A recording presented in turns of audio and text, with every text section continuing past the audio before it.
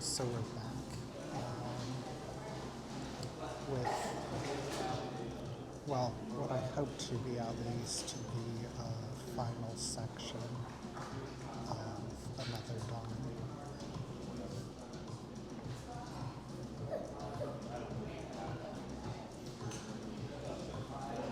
So it looks like we've got these sort of world art here. Take care to make limbs breezy and refreshing, while preserving a certain rough-hewn, rugged quality. I also have the idea of adding a restaurant with a view of the bay. Concept art for Gridania from the original 14 left quite an impression on me, and I remember thinking that if we could pull off this look again, in-game, 14 would be just fine. The artist Urai also did art for 3.0 depicting oops. I'll stop there.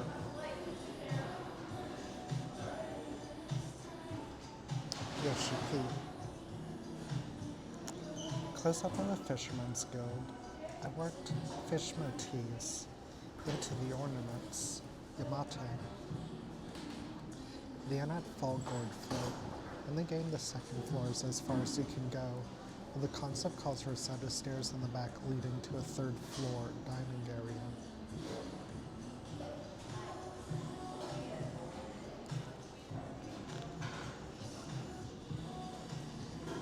Odal's appeal lies in the juxtaposition of splendor and shadow. I contrasted the illuminated cellars, back alleys, and thick red walls with the lavish opulence of the upper tier, Takahashi. This panorama of Ishgard was drawn during the production of 1.0. This is one of many Ishgard pieces we have, and we hope to show them all to you one day. What great adventures await you beyond the sea of clouds? This piece really stirs the imagination. Yoshi P.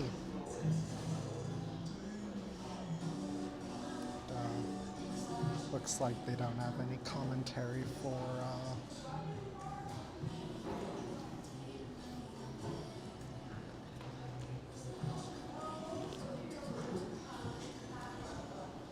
I drew this from a sketch by Takahashi. To add flair to the fallen Garlean airship, I worked in skeleton and crystals. It's a personal favorite of mine. Yamate.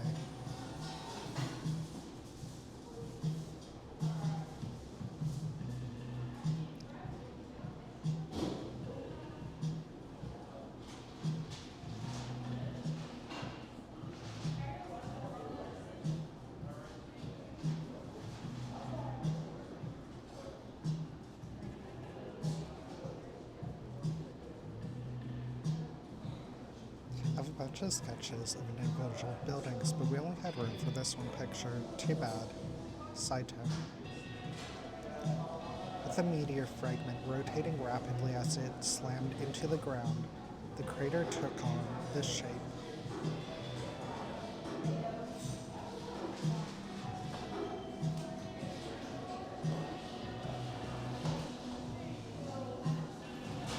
The concept mentioned it resembling the build of a Rogadem, so I went for this reverse triangle design. It kind of looks like a rocket stuck headfirst into the ground.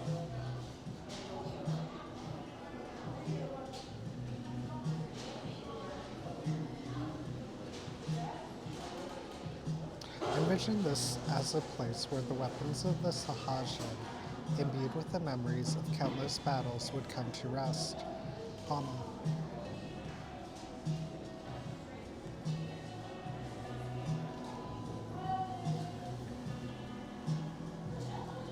This etherlight stands atop a giant tree stump and a bed of soil. I love to get some rest and relaxation at a place like this. Saito. I approached this design with the idea that there were actual chocobos stapled inside, checking against the scale model mock-up of the building as I ironed out the details. Hama.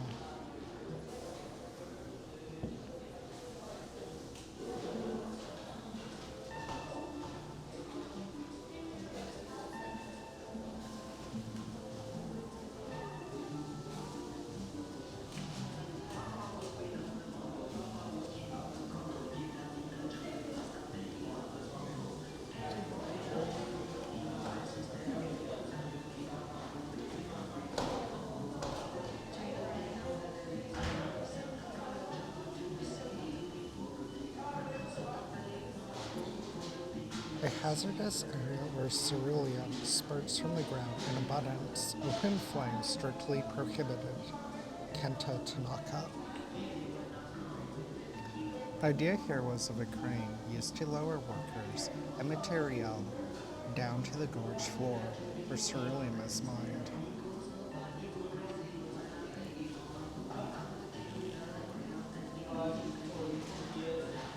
I'm fond of the sign depicting a flagon of mead. I tried to evoke the contrast between the cold outdoors and the warmth inside. Saito. The great astroscope atop the observatorium was designed to be rotated in all directions by sliding it atop the jagged rails.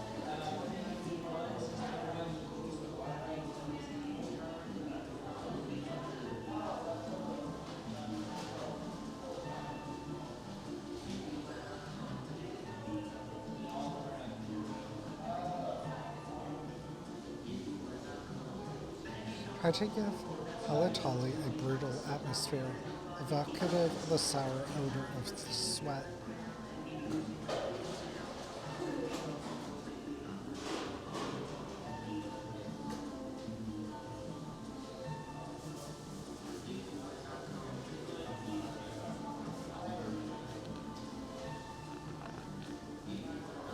I took inspiration from European mansions.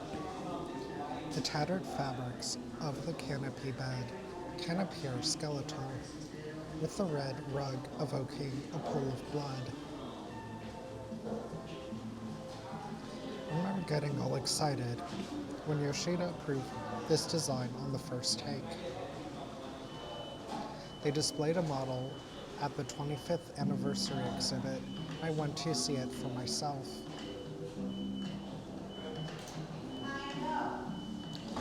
I designed the inside of the temple to match its exterior. There was a lot of yellow overall, so I used the wall paintings and pillars to add a colorful accent. Yamate. I envisioned that this was a war room before the Darkhold was abandoned. Kento Tanaka.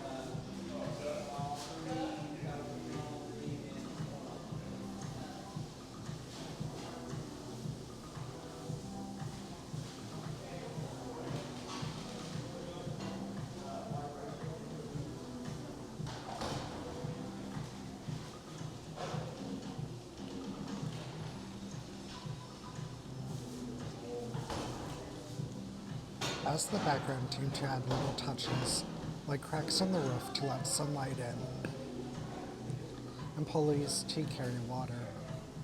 I think it turned out great. Yamate.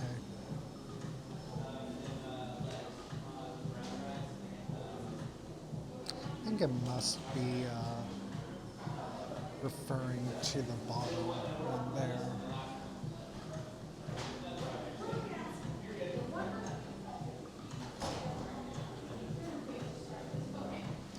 In the lighthouse, an extravagant looking lamp, but in the game it's out of sight for the most part.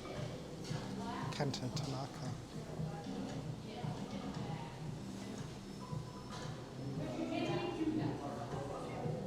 This conceptual sketch I drew before receiving an official order. I went for the feeling of buildings struggling to withstand collapse. Saito. The chamber where the mages Amkador sealed away Diablos. The rows of towers and magic circles on the battlefield are remnants of that age. Kento Tanaka.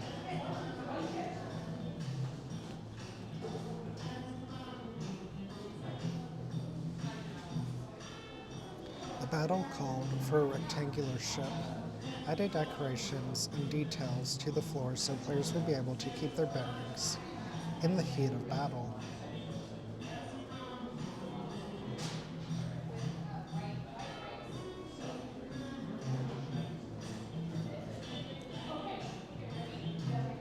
I would.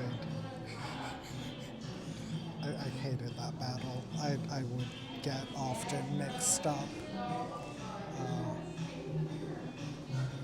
Despite his efforts, it would seem.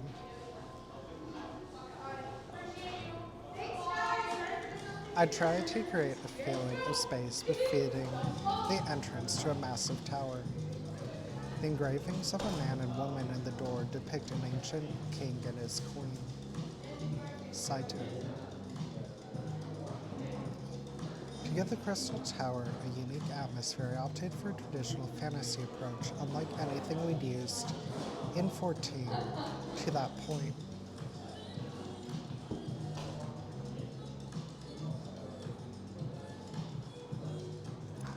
I drew all the way to the top, but only a portion of this is visible in game.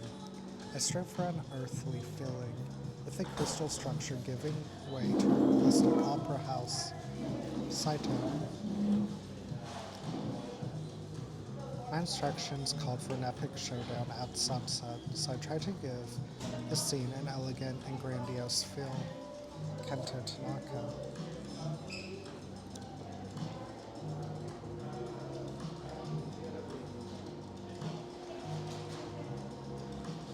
Rendition of the Ragnarok's engine. I modeled it after the Allegan Gears series. Yamate.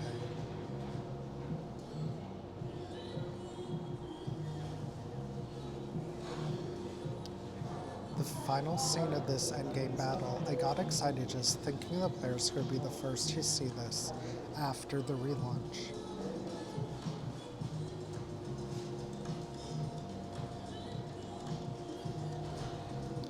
Inside the walls are capsules housing countless chimeric beasts. I imagine the elevator was used to transport these capsules. I was asked to create patterns that were at once stylish, easily recognizable, and easily explained. My toughest task, all told, in the end, had special effects added to make them stand out even more. The concept was for a dark alternate dimension formed from the thoughts of the Askians. Using black and purple tones, I envisioned a form that would be well defined where the mind was strong and unraveling where the mind was weak.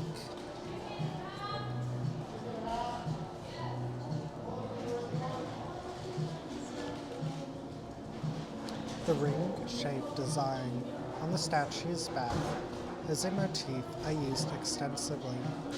The half ring atop the pedestal is designed to evoke an Askian feel. Hama. Doors represent boundaries.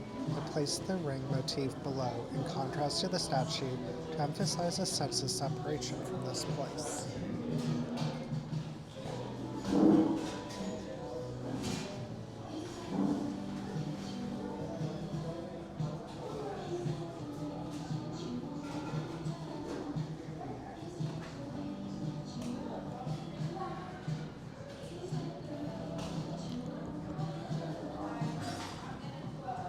Achieving a unique look while capturing the traits of each beast tribe and making the various grades distinguishable at a glance, this was a deceptively challenging design.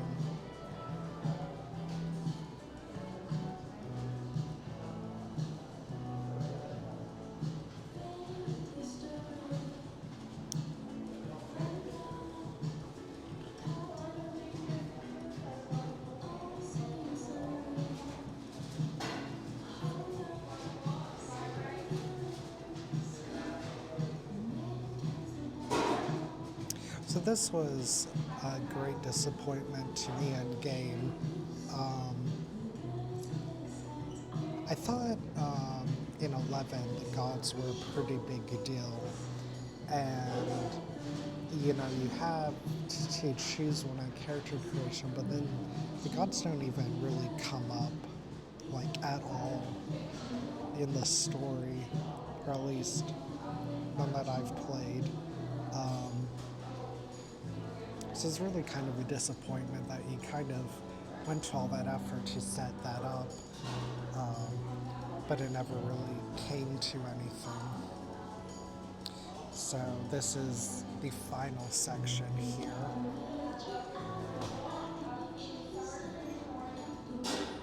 Which is very interesting. This has and I guess it maybe helps the capture a feel of being in a sketchbook, but it's got a very different texture than the rest of the book.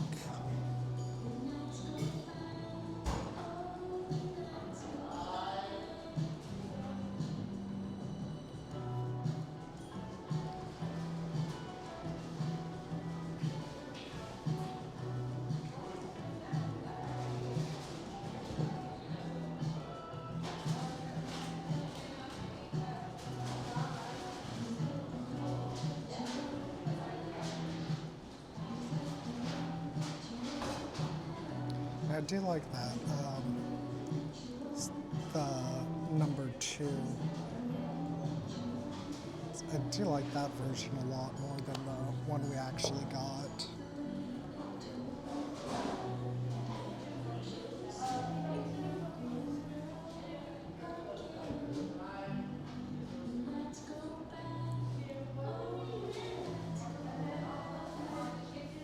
So that's kind of interesting.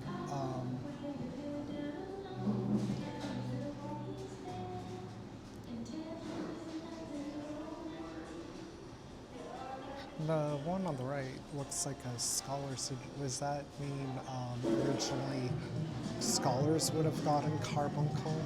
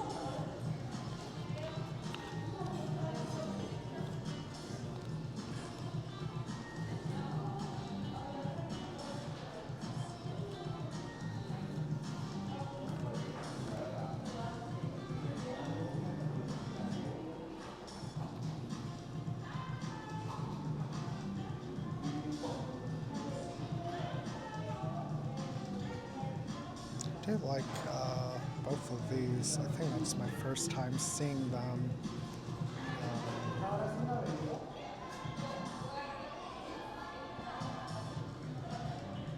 It's very different coloration than you typically see for Limsa, being in shadow there.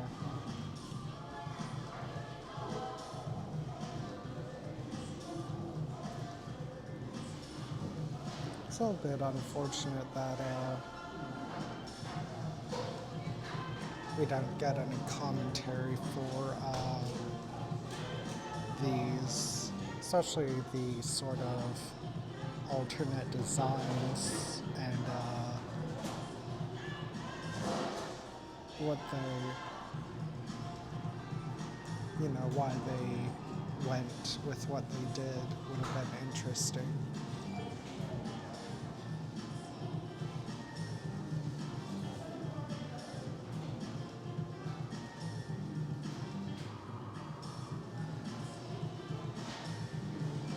It's kind of interesting. I really feel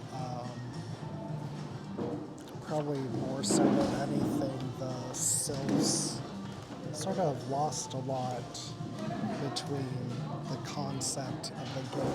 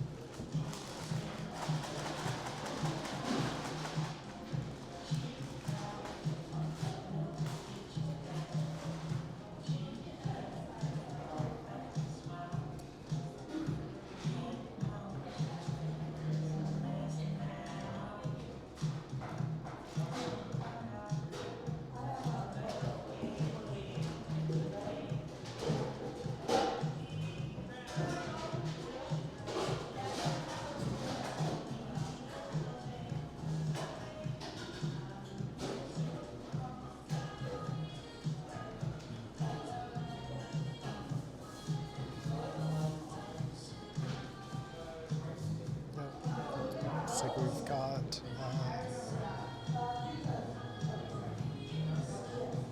gold saucer.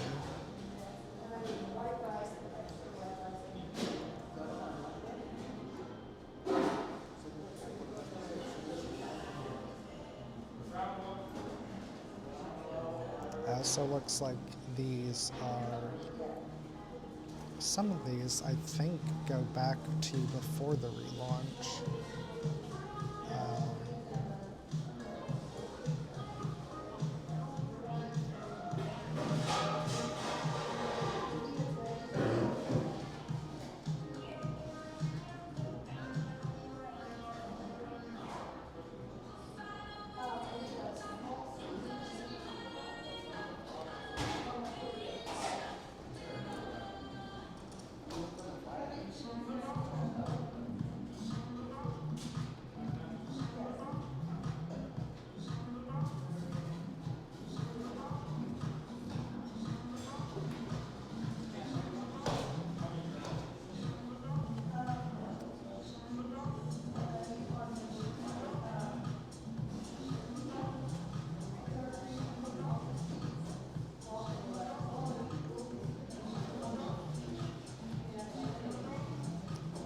It's kind of nice having all of these in one place.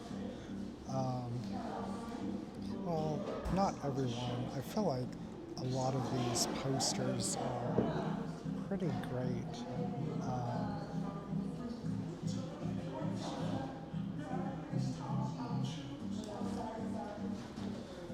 So I used to download them off of the event sites pretty often.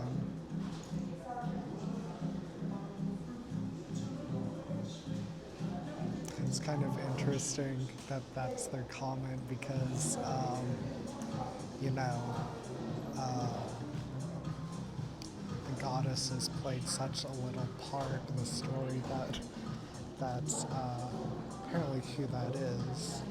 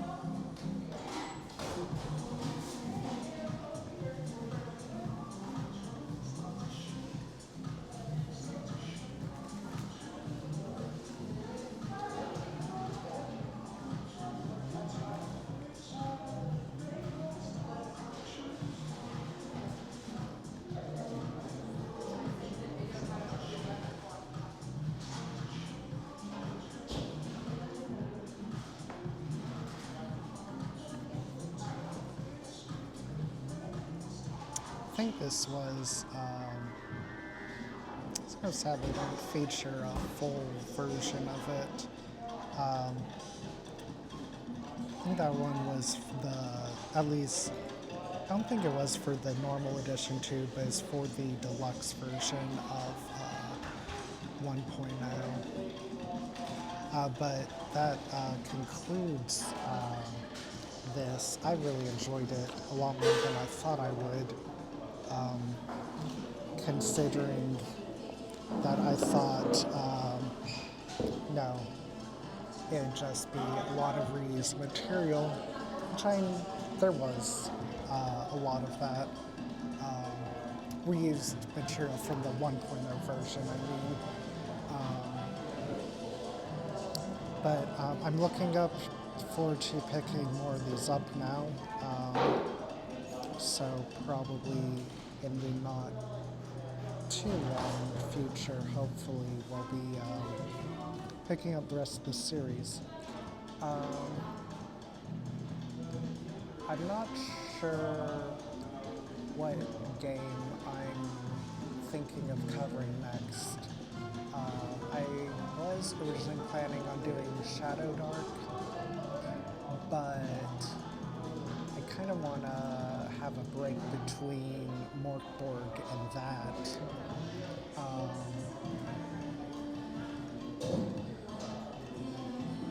So we might do something else, but I feel like it's a very wintry sort of game, so I don't want to wait too long. So we'll see about my plans for that. But that will conclude things for today.